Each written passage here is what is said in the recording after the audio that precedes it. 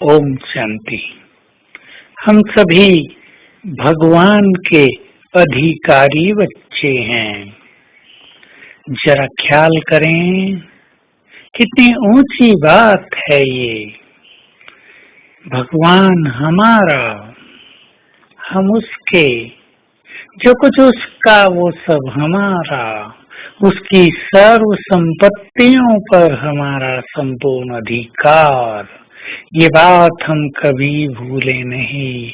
उसकी सर्व शक्तियों पर हमारा अधिकार, उसके संपूर्ण ज्ञान पर हमारा अधिकार, उसके गुणों पर हमारा अधिकार, स्वयं उस पर हमारा अधिकार, उनके वरदानों पर हमारा अधिकार।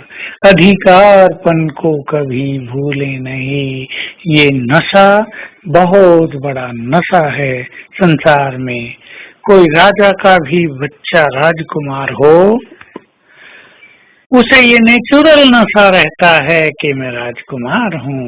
वो कभी इसको भूलता नहीं, चाहे वो गलियों में घूमने जाता हो, चाहे वो खेलता हो, चाहे पढ़ता हो, चाहे कार्य करता हो। हम भी अपने इस अधिकारीपन को भूलेंगे नहीं। जीवन में परिस्थितियां आती रहती हैं। परिस्थितियां आए, हम केवल ये संकल्प करें कि ये पेपर है, इसमें क्वेश्चंस आए हैं, इसमें मुझे फुल मार्क्स लेने हैं, तो हर पेपर हमारी मार्क्स जमा कराने वाला हो जाएगा, हमें पीछे हटाने वाला नहीं। तो जो कुछ भी आए उसे पेपर समझो और उसमें हमें अधिकतम मार्क्स प्राप्त करके फुल पास होना है, ये संकल्प कर लें। पेपर क्यों आ रहे हैं, बाबा का बनने के बाद भी ये सब क्यों हो रहा है।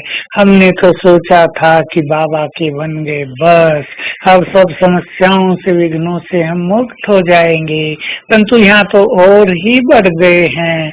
ये सोच सोच कर आप स्वयं को परेशान न कर दें।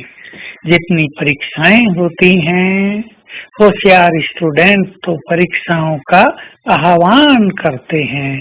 परीक्षाएं आए तो हमें भी पता चले और लोग भी देखें हम कितने बुद्धिमान हैं। हमारे सामने भी परिस्थिति आए, परीक्षाएं आए तो माया भी देखे, हम भी देखें, संसार भी देखे हम कितने शक्तिशाली हैं कि संसार में किसी को भी हमारी स्थिति बिगाड़ने की सामर्थ्य नहीं है। तो ऐसा याद रखते हुए हम चारों सब्जेक्ट में फुल मार्क्स लेंगे। चारों सब्जेक्ट का बल ही एक साथ हमें परिस्थितियों को पार कराता है। अगर ज्ञान का बल होगा, अगर परिस्थितियों ने हमको ज्ञान को भुला दिया, तो परिस्थिति हम पर हावी हो जाएंगी। यदि हम परिस्थितियों में ये भी भूल गए कि हमारा साथी कौन है, तो ईश्वरीय मदद से हम वंचित रह जाएंगे।